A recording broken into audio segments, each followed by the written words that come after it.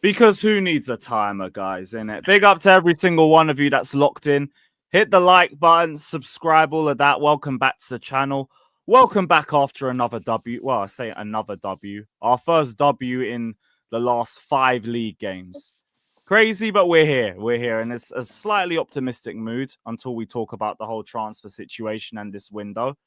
But I'm going to aim to try and start on a positive note. Big up to every single one of you, man, that's in here, though. Hit those likes, subscribe, all of that crap. You guys already know what to do as soon as you enter into the building. And shout out to my co-host as well. Big up to Guni, man. It's great to have you back on the channel. Hope everything's well. Big up to you, my guy. Yes, yes, yes. Thank you very much for having me on. Yo, can you hear a noise in the background? Or like a little hissing sound. Yeah. Just a little bit. Just a All little right, bit. cool. Let me come out of that room then. No, I bless, bro. Appreciate it anyway. Yusuf just dropped this. Alejandro Garnacho has agreed personal terms with Napoli. I hope that's true. I'm going to hold on to that and we're going to come back to it in a little sec, God willing. But yeah, before that, we'll touch on the game a little bit. I want to let the view count grow a little bit before we talk about this whole transfer situation. Yeah, yeah, But yeah.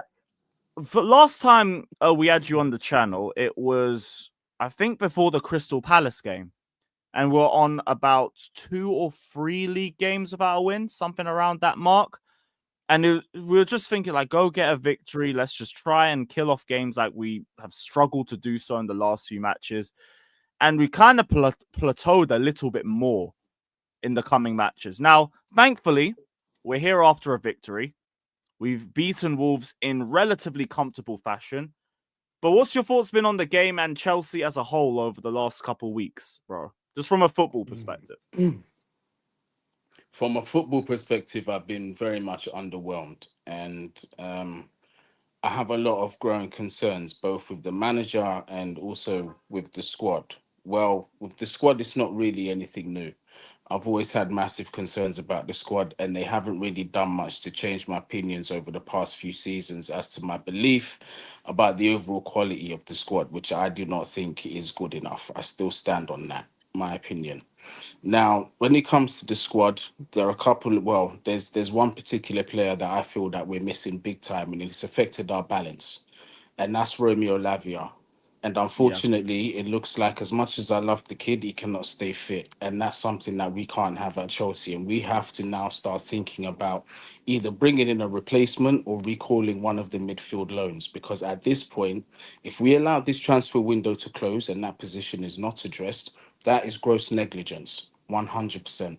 And whoever's to blame for that, because I don't know for certain if it's going to be the manager or if it's going to be the sporting directors or if it's going to be the owners, that there is gross negligence. So my massive concern is the depth in this squad, because we've got players like Caicedo, who is an absolute star player. He's a key player. Him and Cole Palmer, for me, the most important players in this team. I would even Yeah. argue that Caicedo is the key in this team. Like, your best player is not always your most important player in the squad. We have to remember that. Yeah, no doubt about it. Cole is the most gifted, the most talented player in the squad. But the most important for me is 100% Caicedo. And we have to protect him at all costs. We cannot repeat history. And what I mean by that is, look at how we treated N'Golo Kante. Yeah, N'Golo Kante, we thought this guy Pause. was immortal. We ran him to the ground to a point where he couldn't even get 2 or 3 games on the trot when he was at Chelsea, because we just abused his body. We just completely just used him way too much. We don't want to do the same with Caicedo. Don't put him in that immortal bracket. He's a human being. He needs rest. Don't run him down to the ground. We still have time. They need to pull the trigger. I hope they do. So there's that. But sorry, I know I kind of diverted off the No, question, it's but fine, that man. was, That's good. yeah, it's a bit of an expression of concern. But yeah, in terms of football, what I've seen is, again, same concerns. It's lapses of concentration, and just we're just giving away goals. Just based off our lapses of concentration and just moments of bozo gene. You know what I mean? Like, even the other day, well, yesterday with against Wolves, it was flipping. The only reason why that goal went in is because Sanchez has butterfingers. Couldn't even keep Hmm. the ball in his hands. He should have kept that. Should have got the ball out. That was a potential counter attack. You know what I'm saying? But instead, it led to a Wolves goal. Should have never happened. But these are things that every time I come on your platform, I keep talking about. And that's not going to change until you introduce a little bit more of experience. Now, saying that, Trevor Chalobah coming back into the squad wasn't no surprise to me that he stepped in and he instantly looked like the best defender in the team. Him and Reece James, to be fair. You know what I It's a mean? massive indictment on the sporting directors and the treatment of him Massive. too. Massive. But knowing these sporting directors, yeah, because the way they know how to play PR, they're going to spin it in a narrative that it was a genius move for them to bring them back rather than it being gross negligence letting him go in the first place. We have to remember it was a big blunder even letting him walk out the door and treating him how they did in the first place. You don't do that. And they didn't even want a loan offer. They wanted to sell him first off. It was a loan move because we couldn't find anybody that suited either the directors or Chalobah. Chalobah wanted a European club. Chelsea couldn't find anybody that suited that idea, so we ended up loaning him just so he could have the minutes. Now we want to try and act like it's a stroke of genius from us to bring him back. No, you didn't want him here. You didn't want him to be at Chelsea at all. Now he's come back and he's shown that the other centre backs that you told us was going to fit the style of play don't do it to Chalobah's level. And Chalobah's just retained the same consistency that he's had for us at Chelsea in the past few seasons. Like, you just had to see it for one game to just remember the sort of player that we've had. I'm at a point, I've said it on my stream yesterday, I said it on fan cams, streams, all of that. Keep him. What is the point of getting rid of him again after he's literally just walked back into Chelsea and made a mockery out of everything? Keep him because he's a good player to have in the dressing room. He's a good player to have on the pitch. He's someone that the academy players can look up to. He's grown in terms of leadership and he brings you experience. Experience in terms of the academy and in the first team. There's no point having him here at this point, who already looks like a starter, just to get rid in 4 months. It's pointless. No, it's ridiculous, and you know, depending on who they recruit in the summer or even in January, and I don't trust them to really make the correct decisions. I think they need to keep him. To be honest with you, if I knew and I could put my hand on heart and say, all right, cool. In the summer, we're going to sign two very strong centre back options that can come in and start and elevate our team. Then I would probably look at it a little bit differently. However, I don't trust that they're going to do that. That's my big thing. I do not trust that they're going to do that. My whole thing was I was going to observe. Like, there was stuff throughout the window that was a bit iffy about. Like, on Rodion, I'm not so sure. You're bringing in a brother from Fulham as our Thiago Silva replacement. It's like, I'll see how it goes throughout the season. Now we've gone halfway through the season. You had to bring him back.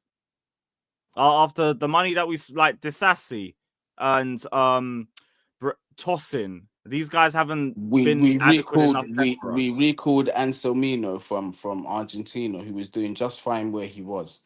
We just signed this guy called Sarr from Strasbourg. I don't know what's going on there. Are we loaning him back to the club? I have no idea. Or is he coming back to Chelsea? I don't know what's going on with I that think situation. Matt Law said he was coming back just to acclimatize him to English culture. I think that's the idea. So you'll end up being in the under 21 squad or something like that.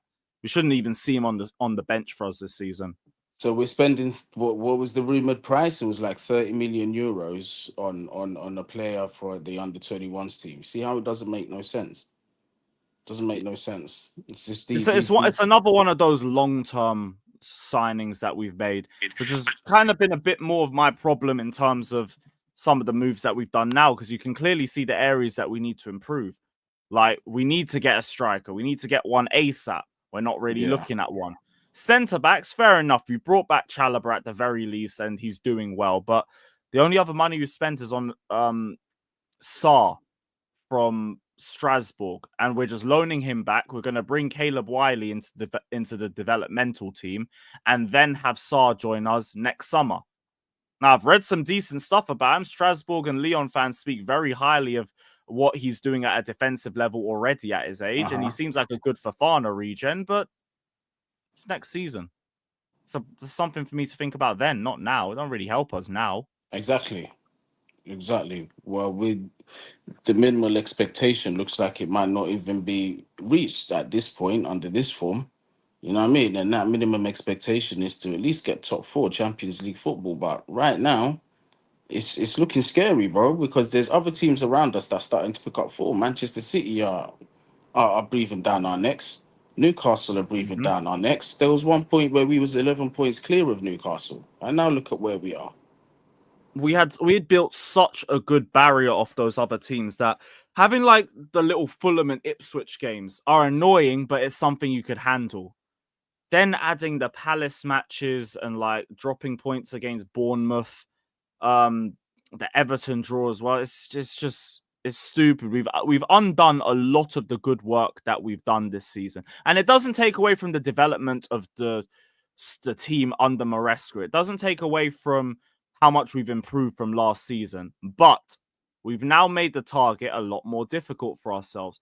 So we I'm kind not of need to gonna act soon, and we're not doing it. I'm not gonna lie to you. Look, I'm not gonna lie to you. Um, I'm starting to see quite a few red flags with Maresca in a very short space of time, and All right, go on, the because the I've seen form some few things as well. the form for me has been the obvious one. The substitutions and some of the team selection has been one. The bench has been Hear one. that? Um, his comments have been one. His most recent one that was a massive red flag for me was when he was asked by the journalist, "Are you thinking about recalling Leslie or Andre?" And he said, "No, because we've got Caicedo and Lavia or something, or Enzo and Lavia, but we just don't know when they'll be back." So what is your thought process about not running these guys down the entire season? What if one of them gets injured? What is your plan B then? You're gonna use Dewsbury Hall because he was arse cheeks yesterday. He was Oh, you horrible. didn't rate his performance? I Well, I just thought he was didn't pretty really. good. I didn't. You know me, bruv. It's gonna take. It takes a lot more for me, bruv. For like Like, it wasn't like one wow, or but it was two. like Look, I can kept argue. All things right, cool. good. He got himself in a good position to get the assist to flick the header on. I saw him put in a decent ball into the back post in the first half. But outside of that, was his has he done? Look, long term, is he enough for me to step in if a Caicedo or if an Enzo gets injured long term? The answer for me is no. We shouldn't be finding Oh yeah, ourselves in this jury's defo position. out in terms of long term, but I thought That's it was a that's good my performance. that's my thought process on this entire thing. Hmm. So for me, it's like, what's the plan here? Like, how can you actually sit there with a bull face and just say that? Like, how can you do that? Doesn't make no sense. Like, Honestly, honestly, like I've stopped really listening to the subs to the press conferences like that as well because you hear one thing and then another thing happens. Like the Chalobah stuff, we hear that we have other options at the back. Now we're bringing him back instead. We're hearing like different things about we just expect Lavia and Enzo to not be fit for this last game. Now we're hearing Lavia's situation's worse than Enzo, and Enzo might be a doubt for the game on Saturday too. Like there's a bunch of other different ones I could reel off. I can't remember it for the life of me. But I always start to hear one thing and then you hear something different a couple weeks afterwards, and it's annoying. It's annoying, especially like when we're talking about needing to improve areas of the squad, and we're acting like we're just happy with what we have, and not just that, we are setting ourselves up to make other areas a bit weaker too. Because you're looking at a lot of the midfield depth we're looking to try and get rid. Like Chukwuemeka is probably gone this window. Cassidy probably gone this week. Dewsbury Hall, I don't know. Maybe we hold on to him now with the injuries that we have, but it's just going to be him. And Vega don't even want to be a midfielder no more. He wants to be a centre back, and we want to get rid of him, so if whereas we, he wants to go on loan. so my question still remains, right? If we if we are not going to recall Leslie and we're not going to recall Andre, what are we going to do then? That's still the big question here, because this is not sustainable to be continuing with just what we have. That's ridiculous. Yep. I don't. Maybe it's just let's bring Raksaki into the team or something. I don't know that Keanu Dyer brother. But if we're getting rid of this depth, we are literally just praying and hoping that Caicedo and Lavia can stay fit throughout the season. Because Which like is Caicedo can, but it's like you lot are just, he keeps playing. He's probably going to get more minutes as well in the Conference League now. I don't get it. And like, I look at even the Leslie Ugochukwu situation. Even Southampton seem concerned about us recalling him, but we haven't pulled the trigger. They brought back, I think, a guy called Shea Charles, who's a midfielder that they had on loan at Sheffield Wednesday. They brought him back. Did. And then there's also some Rennes midfielder they're looking at as well. So there's two different midfielders you could see potentially coming in to either replace Ugochukwu or maybe even have more priority over him because he's a lone player. Bring him back. Andre Santos, I get it. I'm selfish. I want to bring him back. I don't care about Strasbourg, but I get Blueco have to do it. They have to hold on to him over there for the season. So whatever. If that's the case and you've put yourself into this situation, bring Ugochukwu back. At least one of them. We didn't have a midfielder on that bench yesterday. There weren't a single midfielder, and we could be going into City doing the same thing. Exactly. And City are now starting to pick up form, and I don't feel too confident going there right now. I really don't. Because I have confidence just compared to the last few years. But that's do you have confidence we're going to take our chances? Do you have confidence that we're not going to concede? See, my biggest confidence was that we were going to dominate the midfield. Now I hear Lavia and Enzo might not even make it. And so who are the options? Here's a bit of hope for me. And it's like PSG are playing City Wednesday. Maybe they can tire them out a little bit for us. That's all I really have other than take your chances, I beg. Let's see. Listen, let's see. Between now and then, anything can happen. We could, by the time we end this stream, we could see Andre Santos being recalled back to Chelsea or Ugo being recalled back to Chelsea. You never know. You never know how this transfer window works. But on the realm of improbability, based on what I'm seeing, the decisions being made by this club, I'm not really going to hold my breath. But, yeah, man. I don't blame you, man. I don't expect Santos to come back. Ugochukwu, maybe. It's a maybe. It's just more expectation at this point. Like, maybe they're waiting for one of these midfielders to go and then you bring him back. But even then, I think that you've already dropped them out the squad anyway. Vega wasn't on the squad. Cassidy wasn't there either. So you've already taken them out. You might as well put Ugochukwu in there. But here we are, innit? Here we are. Shout out to Thierry saying the crazy thing is that last night we had a hat-trick of goals from defenders. Yeah, Noni scam Trev. Big up. Big up, my guy. Look, for me, I get it would have been a nice moment, but ball has to go in the back of the net. If Noni ends up confirming it, fine. It's not going to change his performance. I thought bar the crossing, he wasn't great. Same as Neto, but yeah, we're in our 21-22 Tuchel bag. Defenders bagging the goals for us. It is what it is. Because the forward line just weren't really doing too much. Our best forwards was Sancho off the bench and an injured Cole Palmer. And even that, he played like 70 minutes in general. Like Jackson, I don't know what's happening with him. I really don't. Because usually he has the fundamentals. Usually I can say there's some nice touches here, there, some good ball carrying, some nice interplays. Nothing like that yesterday. That confidence is just in the last month. Guess who's not surprised? Not surprised. Not surprised. And I will keep saying this guy, although he had a good period at the beginning of the season, to me, he'll never be the answer. I didn't even want him at Chelsea as a backup, I'll be honest with you. Even a backup? Nope, don't even want him as that.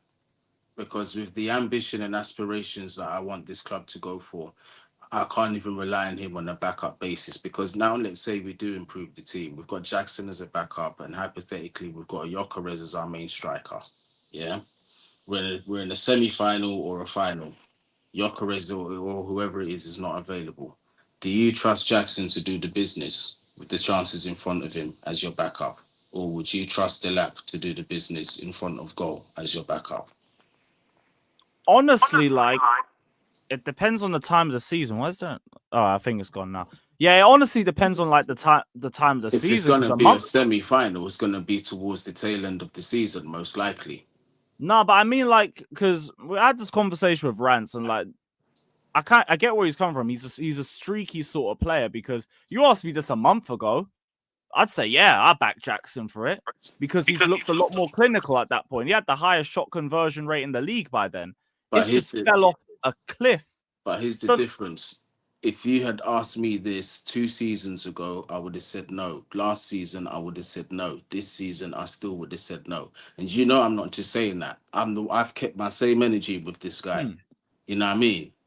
I've praised him when he's done well, but I've never definitively said he needs to stay at the club and he can become what I think he can become or what people think he can become. I've never once said that. For me, he's got to go. What would make more sense to me is if you bought Delat in as a number 2 and you signed Gyökeres as a striker and you sold Jackson. Because right now, as well, you will never get a price tag as good as this for Nicholas Jackson. You will not. This summer would be the best opportunity and the highest price that you can get for him. I don't want to find us in another Callum Hudson-Odoi situation where we could have shot him to Bayern Munich for £50 million, but instead we end up shotting him to Nottingham Forest for like a 4 million, 5 million. I know that's a very extreme situation, but you I understand was what I'm gonna say saying. contract played a part in that too. Yeah, I know, but you get what I'm saying though. The same sort of same principle applies. I don't want to find ourselves in that situation. That's why I say cut losses now and get somebody more reliable in front of goal, even as a number 2 and somebody who's an undisputed number 1, because you can make it happen. I don't know, man, because like I don't think this is his ceiling. Like, I think there's a lot more for him to do in terms of his development as well.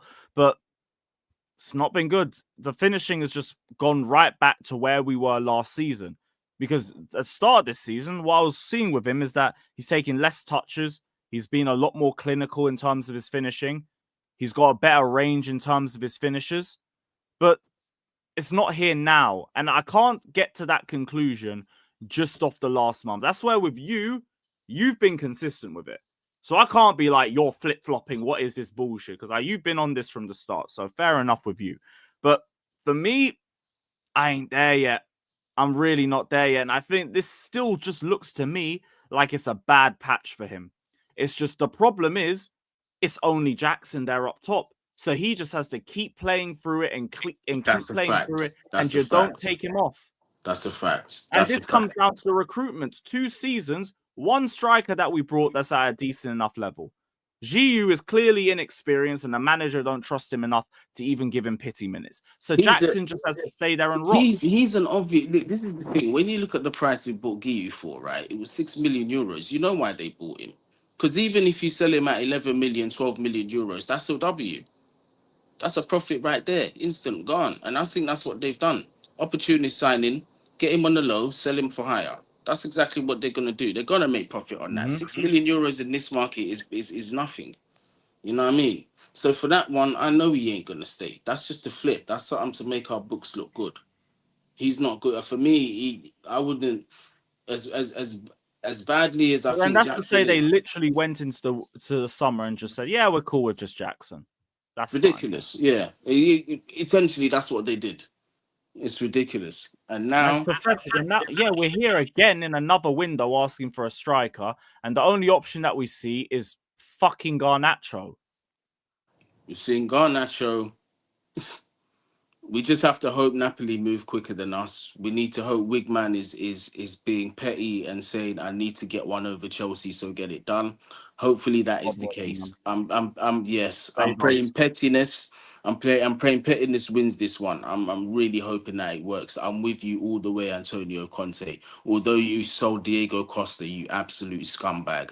You scumbag for doing that. Yes. But you gave us a prem. So I don't know where I stand with that. It's a weird one for me. But then you did Sometimes go to maybe good, Tottenham. sometimes maybe shit. Yeah, but then you did go to Tottenham. So the scumbaggery is kind of outweighing, you know what I'm saying? But anyway, please win this transfer war. But look, £60 million is what they're asking for with Garnacho. And that's pretty steep. I don't want him at Chelsea. That is straight crack. Yeah, it's ridiculous. There's Gyökeres is not. available for that. Oh, so 60 fucking million for him, man. And we're still thinking about it. And there's been some rumors about a swap deal as well. I think Fabrizio spoke about it. Chelsea's idea at the start of the window was to discuss a swap deal with United for Garnacho, who remains a target. Part of me thinks, because our strategy, whenever we get told about a club coming in for one of our players, is to talk about one of theirs. And we heard from, I think, L'Equipe in the November international break that they'd inquired about Nkunku. Now I'm thinking they inquired about Nkunku. We inquired about Mino and Garnacho because it's the way things always were. That you have Dortmund inquiring about Vega and what's his name, Chukwuemeka. We're inquiring about Gittins. Same thing goes around with like a lot of our targets. It's just one way, one goes one way, one goes the other. We had what's his name? Who's that brother? Kellyman, Matson. Duran was meant to be Gallagher. It's always like that. So I think the idea was Nkunku because they view him as a good opportunity to play in like one of the inside 10 roles in Amorim's system. I don't know. We're thinking, let's take Garnacho. And it's like, what? I personally don't think Nkunku goes there. I think he goes to either PSG or Bayern. Same. Actually, no, but we might have priced ourselves out of Bayern too because we said we wanted 65 million. They told us to fuck off. So you might have priced ourselves out of that one too. Shit. And I don't know if signing of Kvara has maybe affected their stance on Nkunku. That might be another thing. So actually, maybe it's a possibility, bro. Maybe they used to have the Saudi owners in it, so they'll probably still have good money. But it'd have to be a summer move instead of a January move, which I always thought was going to be the case anyway. But it'd be very unlikely to see Nkunku go just because there's still an opportunity for minutes and an opportunity for you to win a trophy at the end of the season, and then you leave. So I'd never really expected that to be the case with him anyway. But that's why I think the Garnacho links have first materialized from. But now it's persistent. We've had more talks. The agent was at the game yesterday. Now we're talking about, we've had Igbali speaking to the agents of Garnacho. And it's like, why are we persisting when you need someone direct? When we need someone with box presence? Why are you persisting with a guy that isn't clinical, a guy that's selfish with terrible end product, has a bad attitude in and outside of the pitch? Barely any redeeming qualities except data and potential. And it's like, I can give you a cliche that I see potential in anybody. I could easily just say that. I see potential in, I don't know, Almiron or something like that. This is the thing that they've done. It's like they've realized that whoever they bring in, the majority, a lot of the fan base are just going to accept it and find reasons to think they're going to develop into a top class player at some point. When in reality, it doesn't work like that. They've conned our fan base, man. The standards have dropped. Like even when we're mentioning certain names, top quality player names, we can't get this player. We're not going to go for this player. He doesn't fit this wage structure, or it's this and it's that. So we're settling for players like this, opportunist signings, when it shouldn't be that way. We shouldn't be accepting this. This wage structure shouldn't even be here. It just shouldn't. If you have any kind of ambition and you want to be competing on all fronts, then you're definitely going to have to open up the books way more than 150k a week. I don't mind the wage structure. It's just you have to be very smart with the players that you bring in for that. No, because true. you're I relying hear on it. young players to get you to the UPL. I hear it, but like, why wouldn't you offer Gyökeres like a 200k a week, 175k a week? What are you gonna, if you bid for Isak, what are you gonna offer him? We're not bidding for Isak. That brother's 150 mil. I wish. Let's say if that ever happened. I know I'm not saying it's gonna happen because it's not. But what are you gonna offer him? Are you telling me he doesn't warrant a risk of 200k a week? You gotta open up the books. Like sometimes. No, but Gyökeres is also on very low wages. That's why that's even more doable, if anything. 60 million euros is his release clause, but I don't know if Sporting want all of that up front. That might be the problematic release issue. Clause all up front. All up front. Shit, so that might lump sum in it. But we usually like paying above it so you can pay in installments. Pay in installments. And give a bit more up front. That's usually our way around it. I don't mind it. Like, my problem isn't the wage structure. It's just you have to be very specific about the players that you're getting for that. Because once you get into the top 4, everyone gets a 30% bonus. You can start offering that to other players as a base wage.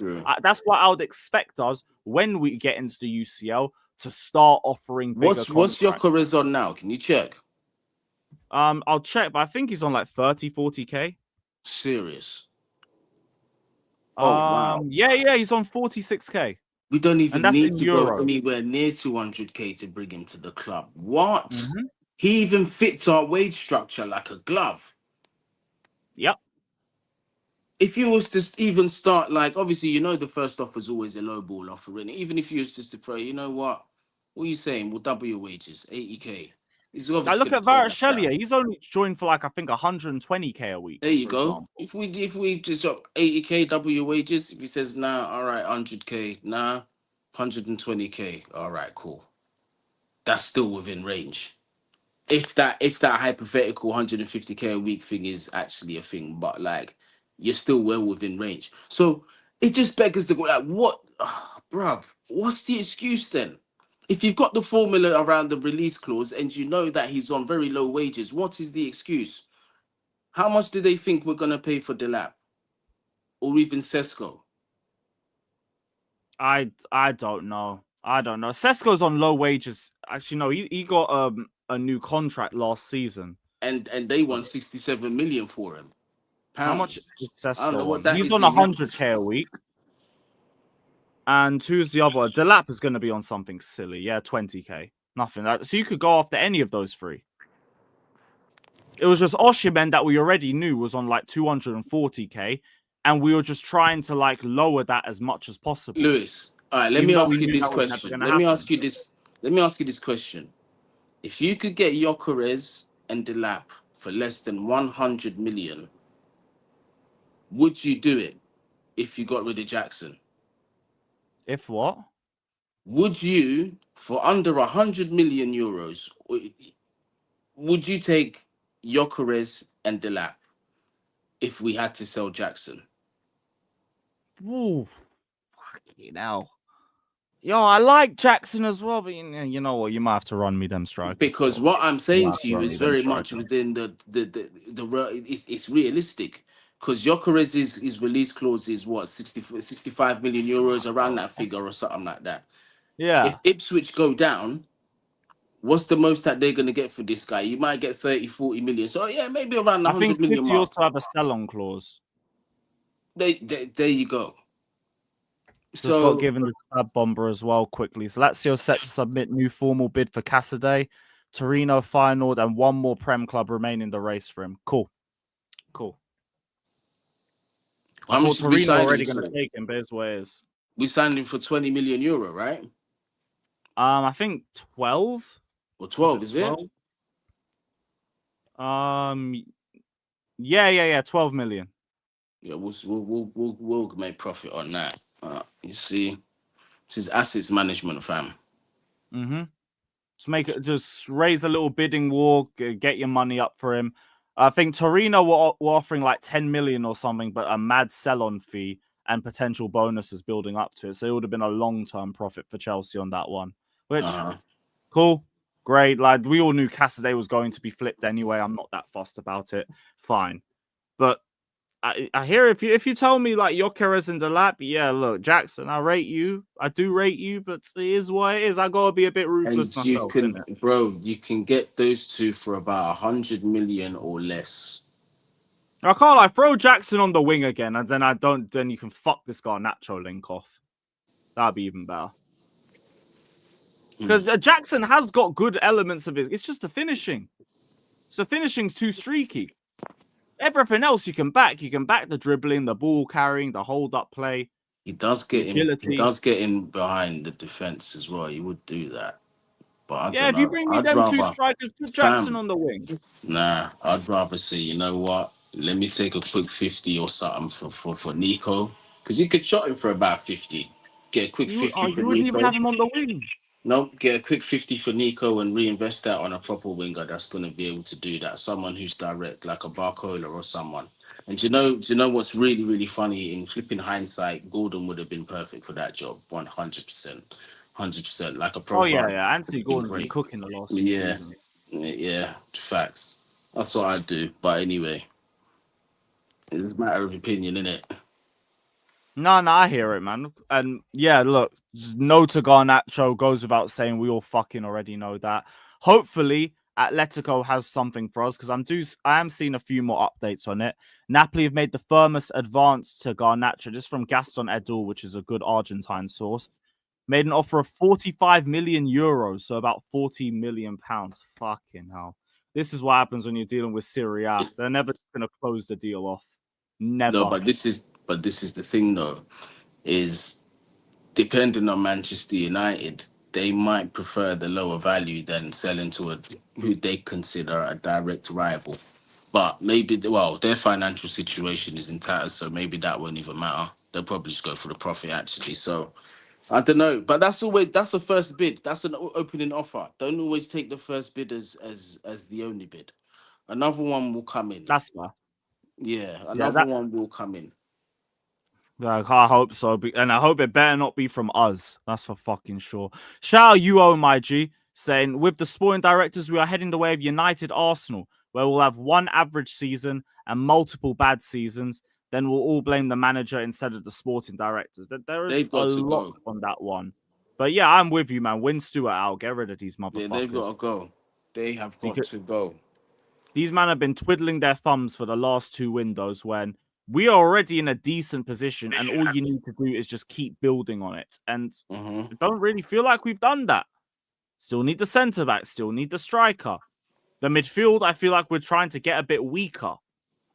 So, like, sporting directors, yeah, get rid of these motherfuckers. I'm already at that point still. But in terms of United Arsenal, like, very vague, very subjective to the next few years. Like, we're in the balance because all you need is a few transfers and we're title contenders. But if you don't make those, you stagnate. And then God knows what the next few years are about. So again, there's a lot to play for in terms of that. Big up to Andrew. And just dropped a tenner and just said beers. Always appreciate it. That's going to go well for Manchester away on the weekend. So thank you to that, Andrew. Big up to you. And big up to AP saying, I miss Roman, man. I hate these owners and sporting directors. They have brainwashed the fan base.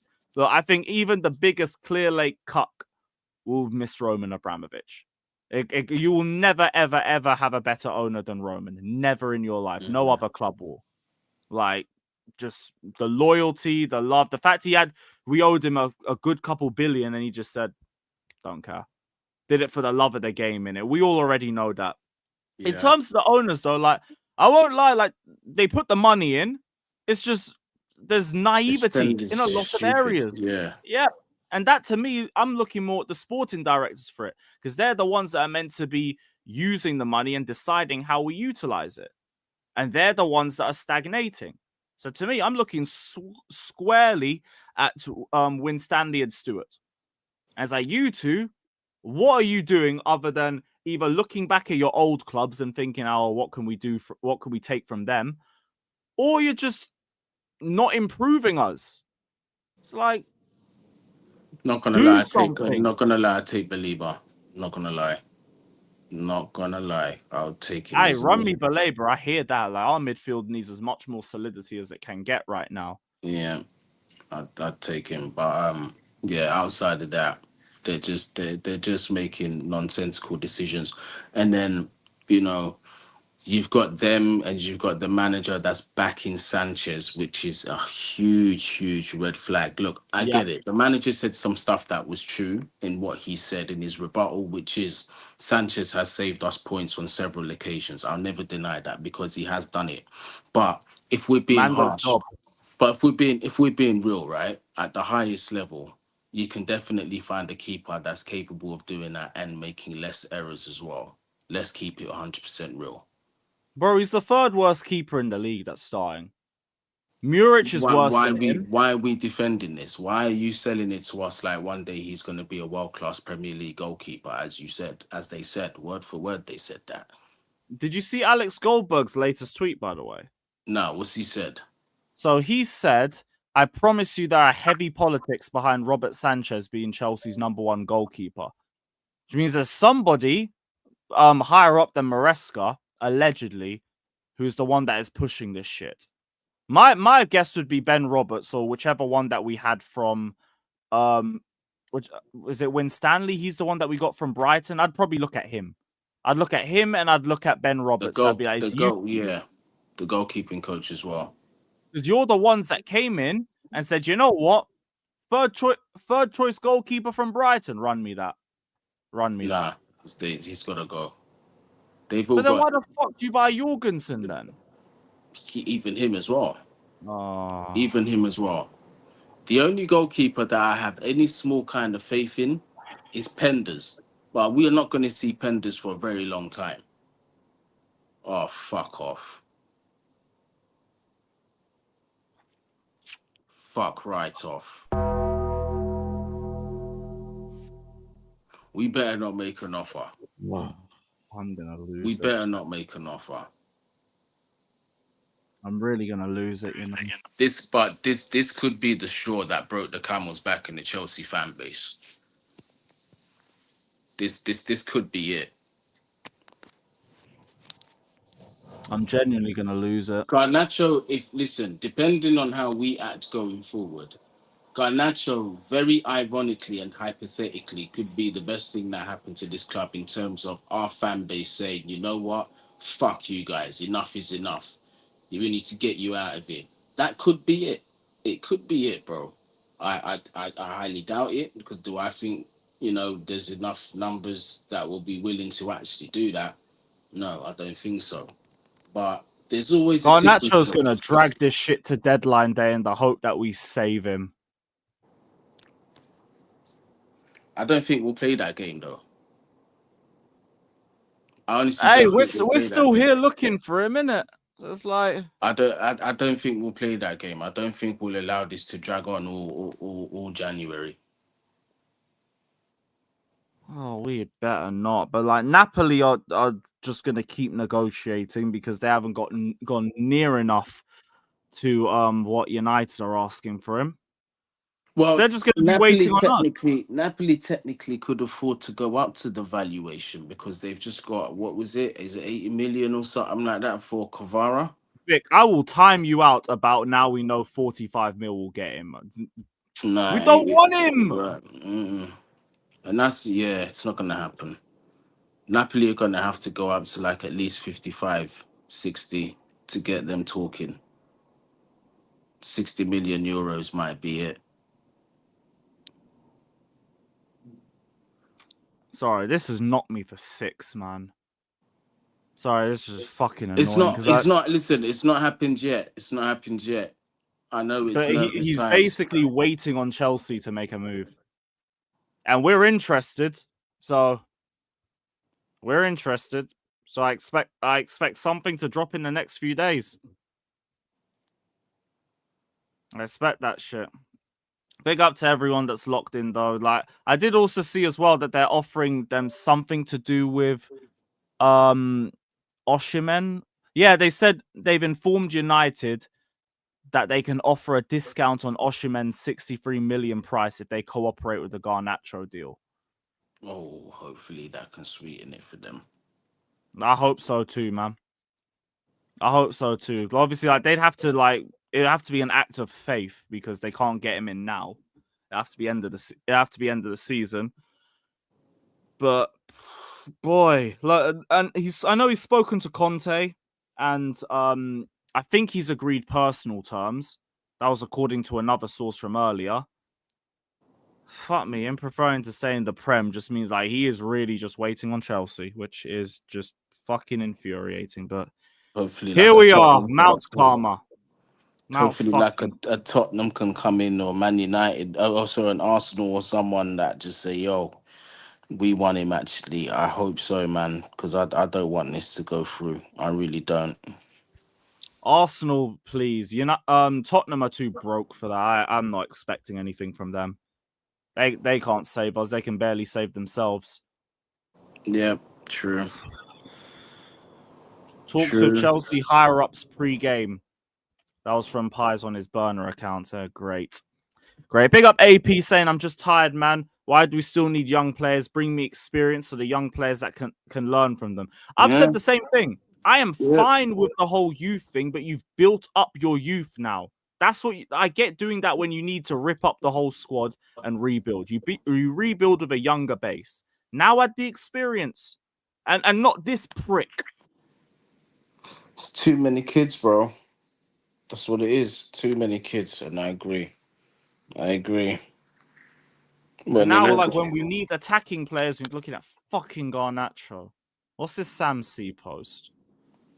but in Some all Chelsea staff members really like the idea of Garnacho joining this January. However, it remains to be seen whether Chelsea will pay what United want for the 20. that's Whoever good. wants him, sack them. Yeah, exactly. And because you know why we should sack them even more? Because Shirky's available for 22.5 million euros. Yeah, this is beyond the litmus test. It's like, if you So, want Garnacho, cool, get the fuck out of my club. yeah, simple. And Shirky is there for 22.5 million euros, and he's available now. If you really want to go for an attacking option, that in And here we are itself is looking at just this, brother. I can't believe it, man. Yeah, like we've spoken so much about needing reinforcements, and man, I bring in fucking Garnacho to the table.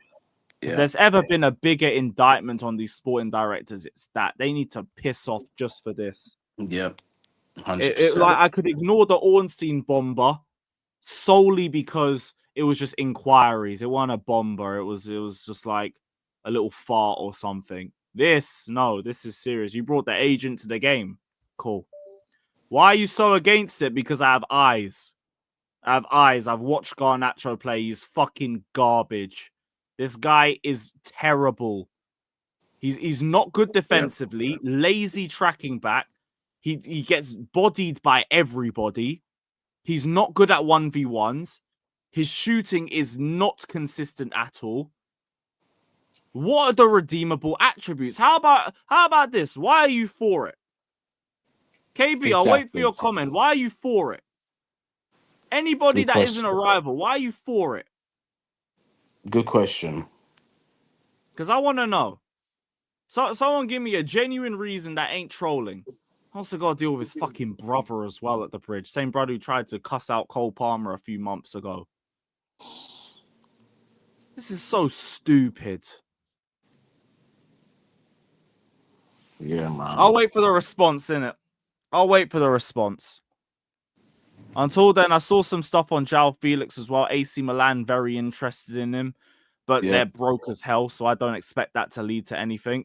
They'll probably try and do like a loan with an option to buy. Like, well, no, we're not looking for that. We're not doing that.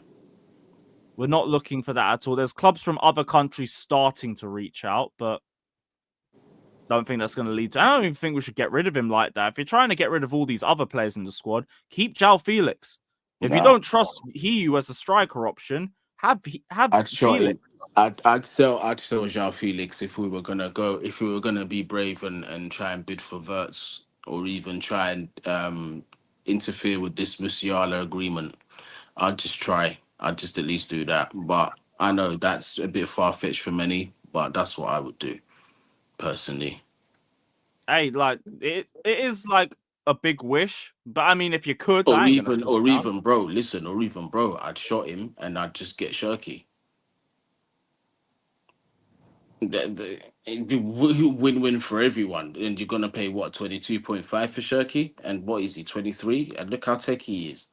That boy's technique is fucking stupid, bro. Insane. I remember watching some of his work in 2023. I was very impressed. Insane. We need a maestro like that at Chelsea, bro. So KB said, I think he has the potential to be a good player, and we're a little light on the wing with Mudryk banned. So, like, my brother, potential is very, very cliched, man. Because I said because earlier, it's something that's just available now. Don't settle. Don't do that. If we've got to wait for quality, man. We can't just keep settling for shit. Oh, because Garnacho is available now and we need an option on that left wing, then we have to sign him because he's available. No, that's the completely wrong way to think. Why is this fucking Oh, big up truth. Fuck off. Oh, mate. Not today, bruv. Allow me. I can't be bothered for it, bruv. I can't be bothered. And also, for the guy who just said, yeah, we a little light on the wing of Mudryk band, I promise you, Clear Lake have found a way to downgrade on him. The Garnacho is a genuine downgrade. I will tell you that Mudryk can at least pass the ball well. He's got a creative bag in him. What does Garnacho have? He's selfish as hell. For nothing. Ego of Ronaldo, ability of Cuadrado at Chelsea. Unbelievable. Unbelievable. I'm good. Unbelievable. Misha is clear of him. Clear of him. And we're looking unbelievable. Garnacho, man. It's disgusting. Absolutely disgusting. And this shit's just gonna keep hanging around like a fucking fart for the next week. Dead. Absolutely dead. While we're sitting here waiting for a striker, waiting for some midfield depth, we might be going to the Etihad with no midfielders again. Yeah. At least we got a centre back for next season. Great. Yeah, true. Not looking for bro. I'm not looking forward to that. Let's see. Esteban and Santos will be back next season too. Great. Let's go. Yeah. We're thinking about next season. Well, we haven't even confirmed this season. But it's all part of the long-term in the plan. balance, man. Champions League football's in the balance, bro. That's what I'm gonna say. Like, my confidence level right now, from what I've seen in terms of making top 4, isn't really the highest. It's not. It's not at the moment. Can we still achieve it? Of course we can. We're like 4 points off second or something. But do I trust us to actually go out there and get the results that we need to get? It's a different question. You know what I mean? Mm-hmm. Forest aren't dropping down anytime soon. Newcastle's going to be about. City's going to be about. I think it's a race for top 4. They've got a better striker than us. My bro, look. And this is another thing, yeah? If Crystal Palace have a striker that I can trust more than ours, if Nottingham Forest have a striker that I can trust more than ours, even Newcastle shouldn't have a striker better than ours. If Aston Villa have a striker or 2 strikers that I trust more than ours, why is he at the club, Lewis? I ask you again. Why is he here, even in a backup, just as a backup? Why? Then Jackson. Why would you keep him? Why would you keep him, bro? Bro, like, part of me is just hoping that the finishing comes back because he had everything else. But is this the place to do that, though? That's the question. Should this be the club where you should be able to do that? Or should you be able to have the bare instinct to be able to put the ball in the back of the net? When you're at Chelsea, you are supposed to be either an exceptional potential, or you're supposed to be at least somebody who knows how to put the ball in the back of the net. Minimum. But even then, I look at Jackson, like, there is a lot of great potential there already, and some levels that he's already realizing. It's but just he's costing us bro. He's costing us points. He's costing us finals, semi-finals. I know. I know. Like, the last 5 games, he's been terrible. I'm really not trying to talk that one down. It's just, it's been 5 games. I can't write him off like that. Not after I was so gassed about him this season. It's not like me refusing to criticize him, because, like, no, he deserves criticism. He's, especially yesterday, he was terrible. But how much it's more not time enough games for me to say, Jackson, I don't believe in you anymore. How much more time are you willing to give him? Maybe another month. Because maybe to be fair, you've given him 2 seasons so far. And, like, I've seen improvements on him throughout that time. That's why, like, I still believe that improvement can still grow. It's just last month's been garbage. It's been garbage. I can't call it anything other than that. It's gone from me thinking people are being overly critical about him after 2 games to thinking, no, you're just not scoring. Like, games like Bournemouth, where I think you're doing so much well on so many aspects, you've wasted about 4 different chances. And they're sitters as well. It's not like we're talking half chances and difficult opportunities. But before this, he had the highest shot conversion in the league with Salah. So it's like, I know I'm not just seeing things. He's just been on a bad run. Yeah, but you've seen this before with Kai Havertz. What do you say about his purple patch form? the whole March vert stuff and everything. So who's to say this But is here's no the thing: different? Havertz didn't even have all the other aspects of his game like No, he didn't. Jackson. That's a fact. That's true. But I'm So, like saying in with terms Jackson, I of can look at you and say you do this well. Can you put the ball in the back of the net, please? that's what I'm talking about. I'm talking strictly from a goal scoring form perspective. Forget all the other attributes, but from the goal scoring perspective, what is the difference between Jackson and Havertz? Jackson was more clinical. Now Havertz he was ain't even got clinical at that. what? Havertz was clinical at one point. Havertz was scored some unbelievable goals for us at Chelsea, but we still knew that he wasn't good enough and he weren't going to cut the mustard. Yeah, I don't ever think Havertz was like that clinical. Like But he like scored huge some good goals. conversion rate. He never registered high on that. Never. No, it's true, but like in terms of some of the goals he scored for Chelsea, let's have it right. Some of them have been top class. Some of them Yeah, he's have had been some good nice goals. finishes, some You know what like I'm good saying? curlers and all of But that. like Yeah. my thing is like we need consistency, my bro, throughout the season. We need that shit. We can't have purple patch strikers at this club. We can't, bro. I understand that, but this is also why we should have brought in another one. When you have it as just 100%. Nicholas Jackson, this is what I think the bigger issue is. Because if we had another one, Jackson would have just been dropped by now. But he's not. And he has to play game in and game out because we have not recruited well enough up top. It's just Yeah, been it's true, Jackson. man. And we've put all of our stocks into that one striker, and we've just said that's it. Like for me, I said I was fine. You get me someone better than Jackson, you get me an understudy. Just get me a different profile. Get me a different profile. So when we have games like the last one where we're doing so many good crosses into the box and nobody's on the end of it because Jackson ain't got that aerial threat, Yeah, you got you the give me area, a yeah. Duran, you give me an Omrodion instead. But it's only Jackson. And I think this is what the bigger issue is. Give me another option. 100%. I agree, but yeah. But What is this? I also agree. But I also agree he needs to go. I'm standing on that shit. Wow. Yeah, Lewis, bro. Going forward, let's see, because you see the teams around us, their next set of fixtures are favourable for them. You know, Who, City and Newcastle? No, sorry, Arsenal. I know they're playing like is it Wolves or someone? I think they're playing Wolves. Yeah, they got Wolves next. I think. But Bournemouth and Nottingham Forest, I think, are playing each other. No, Bournemouth City, and West no, Ham, Bournemouth Brighton, and and Villa are our next 4 games. That's a little bit tricky no. still. So look at the Premier League fixtures that's coming up this weekend. I know it's Arsenal, Wolves. I know Bournemouth and Nottingham Forest are playing. I think. So where is it? So Bournemouth, Forest, yep. Wolves, Arsenal. Mhm. Newcastle have Southampton. You see, this is why I'm saying, bruv. They've got more favourable fixtures than what we have this weekend. We have to get 3 points, but this is the But thing. I mean, the next week as well, like Nottingham Forest, Brighton probably still suits Nottingham Forest. Bournemouth, Liverpool, and Arsenal, City.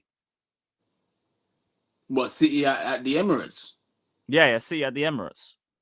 That game I can't even call it because Arsenal are playing shit, but City are getting into form, but they're not quite there yet. You know what I'm saying? They're not. So I can't really call that one at the moment. But that's why I can't write off City as a loss either. Like, I'm just more optimistic for City away than I would have been in for the last 4-3 seasons. No, I get you. I feel you, bro, 100%. But like, you know, what would make me more comfortable is if we was going into that game with Lavia, 100%. We're going into that game with a fit Cole Palmer, and we can keep Reece James on for 90 minutes and Chalobah plays. That's how I would be like, okay, cool. We're gonna stand a chance against these guys. Maybe we can do them a little something. But I don't know if that's what we're gonna feel because we need to see what the midfield is gonna be on that day. Because if Lavia's not available, which we know he's not gonna be, that's a big loss. Enzo's not gonna be available. That's a loss as well because the drop off from Enzo to KDH is massive. You know what I mean? So that's what my concern is. And then up top, we're not really scoring goals. Jackson's not converting. You know, Cole Palmer's been a little bit quiet by his standards, but I've always got faith in the kid. He's a special I even player. put that down to the other forwards because I think he's made the most chances in the league this season. Yeah, exactly. You Yeah, don't have the exactly. bankman. Exactly. So that's the thing, bro. Like I'm not overly confident, bro, that we're gonna take our chances. And then based on on the balance of things, are we gonna keep a clean sheet at the Etihad against City, where they need a win badly? I don't think so, bro. So I don't have the best feeling about the game. Yeah, and also we know our top 6 record as well. It's only Tottenham. It's Yeah, it's really only poor. Tottenham. It's poor. It's not good. It's not good. HM, bro, big up to you, man. But for everybody, please, I am literally putting pressure on the board. I've been doing that over the last month. I've said this whole season, from when we sacked Poch, the whole emphasis on this season was nowhere to run, nowhere to hide for Clear Lake. Because this is your 3rd season now. This is the squad that you've built. This is the manager that you have told us indirectly we're winning the league with because you've given him a 5-year contract. So, no more excuses. We're holding them accountable. Fuck Pochettino every damn day ending in a Y, but like we're holding him accountable. We're holding him accountable still. Shout out to Stop the Cross as well. Man just says big up Guni. Come on, my G. Big up every single time.